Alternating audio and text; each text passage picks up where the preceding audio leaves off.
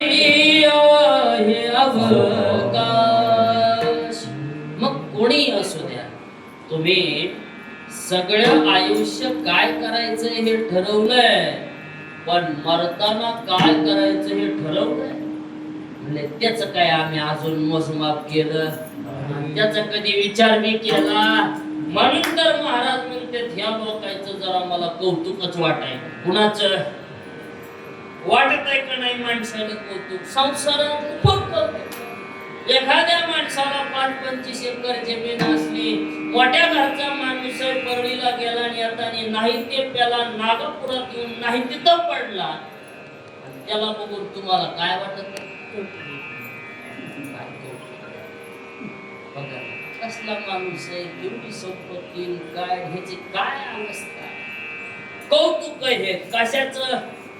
आश्चर्य वाटते. तसं तुकाराम महाराज म्हणते बघा ना, ह्या लोकांना काहीतरी वाटते. कोणाला म्हणाले महाराज आश्चर्यच आहे आश्चर्य, ह्यांचं मरण जवळ आलंय पण तरी बी ह्यांना अजून काही वाटना, अजून बी हे माल छापायच्याच तयारीत आहेत. काळ आज जाणार आहे, उद्या घेऊन जाणार आहे. आता तुम्ही बघा, पाठीमाग 2-4 दिवसाखाली एक मोबाईलला व्हिडिओ काय होता माहिती तुम्हाला?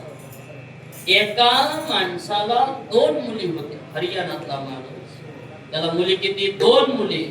आणि 2ही मुली त्यानं शिक्षक बनवल्या, पैशावाल्या बनवल्या. पण जेव्हा त्याचा शेवटचा काळ आला, म्हातारपणी त्याला सांभाळायला कुणी नव्हतं, म्हणून त्या 2ही मुलींनी त्याला कुठे ठेवलं?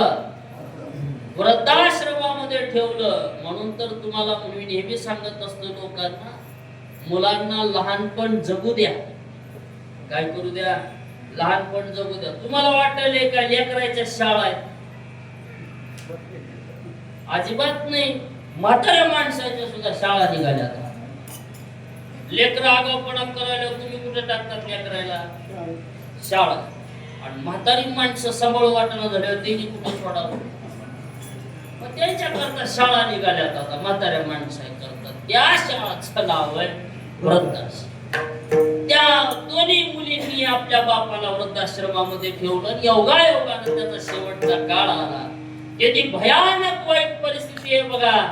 सांभाळायला शेवटच्या वेळेला 2 लेकी जवळ नाहीये. कौतुक नाही, पण ज्या वेळेला त्या माणसाचा मृत्यू होतो तेव्हा त्याच्या 2ही पोरी त्या वृद्धाश्रमातल्या माणसाला सांगतात, आमच्याकडं येण्याकरता वेळ नाहीये, 5,100 रुपये तुम्हाला पाठवून देते, आमच्या बापाचा एवढा विधी करा, अंत्यविधी. आणि पोरगी कशावर बघायली अंत्यविधी? मोबाईलवर. आणि त्याच्यात त्या अग्नी टाक देणाऱ्या माणसाला म्हणायले, ओ मामा उरकलं का? आम्हाला जेवण करायचे, अजून किती वेळ चालतंय?